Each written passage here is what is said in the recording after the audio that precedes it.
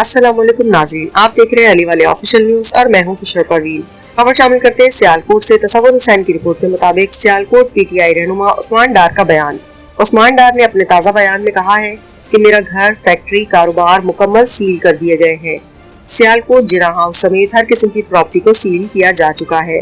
मेरी बूढ़ी वालदा, अहले खाना और बच्चों को घर से निकाल दिया गया है। मेरे घर की पर्दादार खवातीन और बच्चों को घर से निकालकर सड़क पर छोड़ दिया गया है। मेरी बेवा माँ, अहलिया और बहनों को जबरदस्ती घर से निकाला गया। मेरा और मेरे खानदान का मुकम्मल कारोबार सील कर दिया गया है। जिन प्रॉपर्टीज को सील किया गया है वो मेरे अकेले की मिल्कियत नहीं है। जालिम जुल्म और बर्बरियत की उस सतह तक गिर चुका है जो नाकाबिले बयान है।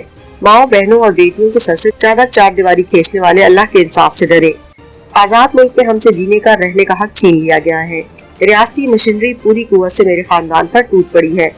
जाली मुकदमात बनाकर इंतकामी कार्रवाई के लिए अपनी सरजमीन पर इश्तिहारी बना दिया गया है। मुहब्बत वतन पाकिस्तानियों से दहशतगर्दों जिससे सलूक किया जा रहा है।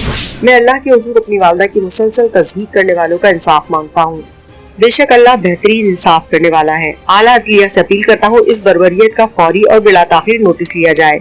उस्मान डार ने मजीद कहा कि मैं हर सतह पर कानून का सामना करने और अदालतों के सामने पेश होने के लिए तैयार हूँ, लेकिन इस बात की क्या गारंटी है कि मेरे साथ कानून के मुताबिक सलूक होगा और कानून और इदारों का एहतराम करता हूँ, लेकिन कानून पर अमल दरामद कौन करवाएगा। मुअज़्ज़िज़ जजेस के हालिया फैसले चीख चीख कर बता रहे हैं कि इंतकामी कार्रवाई की बुनियाद पर निशाना बनाया गया है।